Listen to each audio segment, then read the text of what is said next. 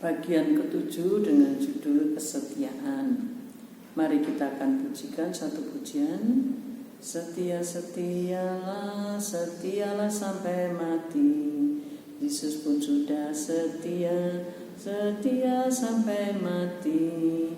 Apakah balasanmu atas cinta kasih-Nya? Setia-setialah, setialah sampai mati. Mari kita akan berdoa.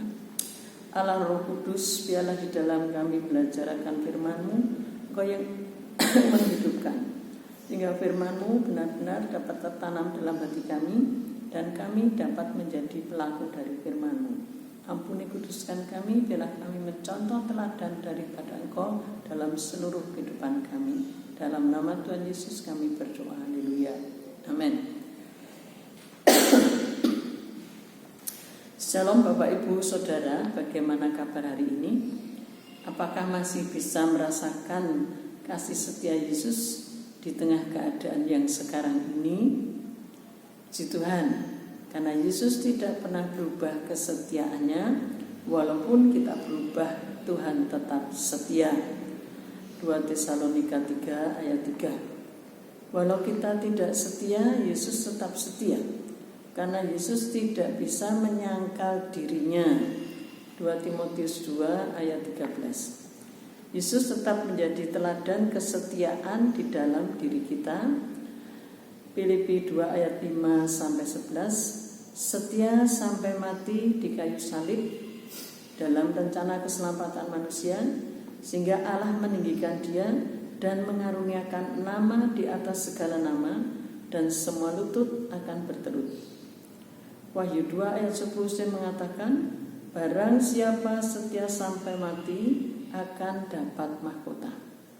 Bagaimana kesetiaan kita dalam melakukan firman? Dan bagaimana sudahkah kita mengawali hari dan menutup hari dengan doa? Dan bagaimana dengan memuji Tuhan dan baca firman? Ujian kesetiaan itu kebanyakan malas, ngantuk, capek, tapi harus mau mengejar, itu kata firman Allah. 1 Timotius 6 ayat 11 dan 2 Timotius 2 ayat 22. Ternyata kesetiaan itu harus dikejar atau diusahakan, dan kita harus jadi teladan dalam kesetiaan. Seperti nasihat Rasul Paulus kepada Timotius dalam 1 Timotius 4 ayat 12. Nah, di dunia ini ada binatang yang paling setia dengan pemiliknya, yaitu anjing. Ada kisah anjing merampas makanan seorang bos. Lalu oleh bos itu diikuti, ternyata diberikan kepada seorang nenek yang mengasuh anjing itu. Malah akhirnya nenek itu diberi uang oleh bos itu. Nah, binatang yang paling setia dengan pasangannya itu adalah merpati. Tidak mau gonta-ganti pasangan, hingga ada pepatah, merpati tidak pernah ingkar janji.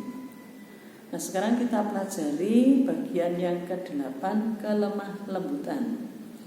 Untuk bisa lemah lembut, kita belajar kepada Yesus. Matius 11 ayat 29. Agar jiwa kita tenang. Orang yang lemah lembut bisa hidup dalam segala situasi dan berbagai tantangan.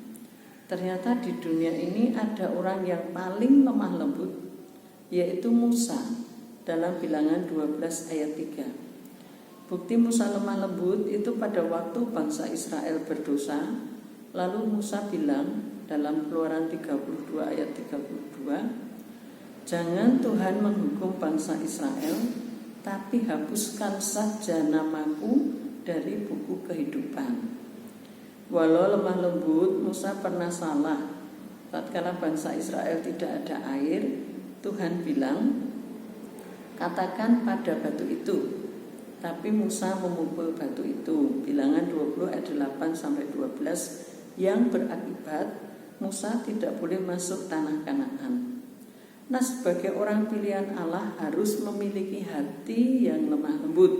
Kolose 3 ayat 12.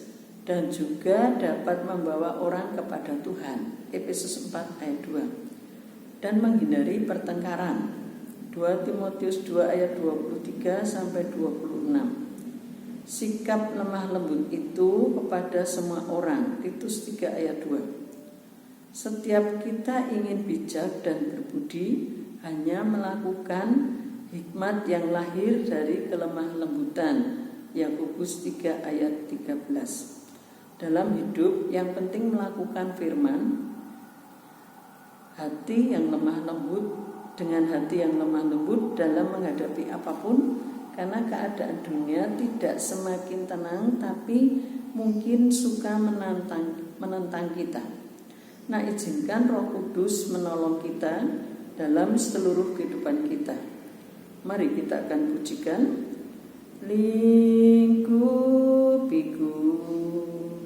dengan sayapmu, naungiku dalam kuasamu. Di saat badai bergelora, ku akan terbang bersamamu. Bapa, Kau Raja atas semesta, ku tenang sebab Kau Allahku. Mari kita akan berdoa. Mari Roh Kudus tolong setiap kami supaya benar-benar kami dapat mencontoh teladan daripada Yesus yang memiliki hati yang lemah lembut, agar dengan hati yang lemah lembut kami dapat menghadapi segala tantangan yang ada, karena hikmat yang dari atas boleh turun dalam setiap kehidupan kami, hingga kami dapat menghadapi segala perkara yang ada. Dan Roh Kudus memampukan kami tetap setia di dalam mengiringi Engkau apapun yang terjadi, dan kesetiaan itu boleh nampak dalam hidup kami. Ajar kami setia sampai langkah yang terakhir, agar mahkota itu menjadi milik kami. Terima kasih Bapa, dalam nama Tuhan Yesus kami berdoa. Haleluya. Amin. Tetap semangat bersama Yesus, dan Roh Kudus pasti, dengan Roh Kudus kita pasti jadi berkat. Tuhan memberkati.